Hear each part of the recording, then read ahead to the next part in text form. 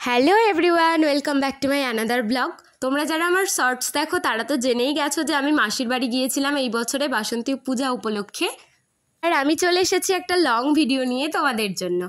এই প্যান্ডেলটা খুবই সুন্দর লাগছিল, আর এই প্যান্ডেলটার জায়গার নাম কিন্তু মুচির মাঠ। এখানে আমরা ঠাকুর দেখতে গিয়েছিলাম, আর এখানে অনেক বড় মেলাও বসেছিল। আর এই মিকি মাউসগুলোকে দেখে কিছু মনে পড়লেও ছোটবেলায় আমি কিন্তু খুব মজা করতাম, আর বাসন্তী পুজোর সময় আমার মাসির বাড়ির পাশেই ওরকম মিকি মাউস থাকতো, তো আমি সারাদিন লাফালাফি করে বেড়াতাম, আর আমার কোনো টাকাই লাগতো না।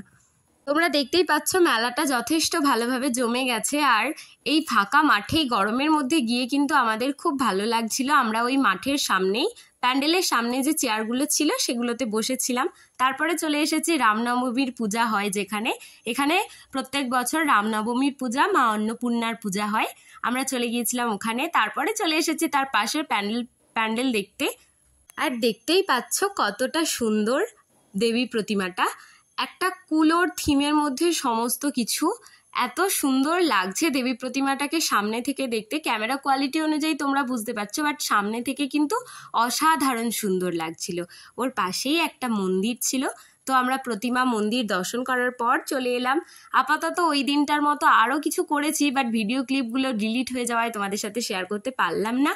পরের দিন চলে গিয়েছিলাম আবার দুপুরবেলা ঠাকুর দেখতে, আর গঙ্গার পাড় ধরে আমি আর মা মেঘলা মেঘলা ওয়েদার দেখে দুজনে মিলে ওই গঙ্গার পাড়ে চক, শ্রীকৃষ্ণ চক বলে একটা জায়গা আছে, ওখানে ঠাকুর দেখতে চলে গিয়েছিলাম। আর গঙ্গার পাড়ে এত সুন্দর হাওয়া দিচ্ছিল এই গরমের মধ্যে, আর মেঘলা ওয়েদারও ছিল, তো আমাদের যেতে কিন্তু ভীষণ ভালো লাগছিল।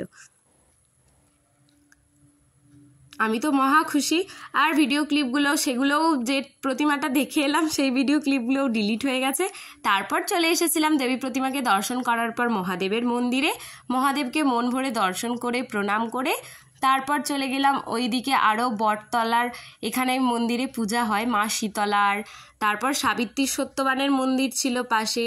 সমস্ত কিছু দেখার পর আমরা চলে এলাম বাড়ি। ভিডিওটা ভালো লাগলে লাইক করো, চ্যানেলটাকে সাবস্ক্রাইব করে পাশে থেকো। এই যেখানে সাবিত্রী সত্যবানের মন্দির। টাটা, দেখা হচ্ছে পরের ভিডিওতে।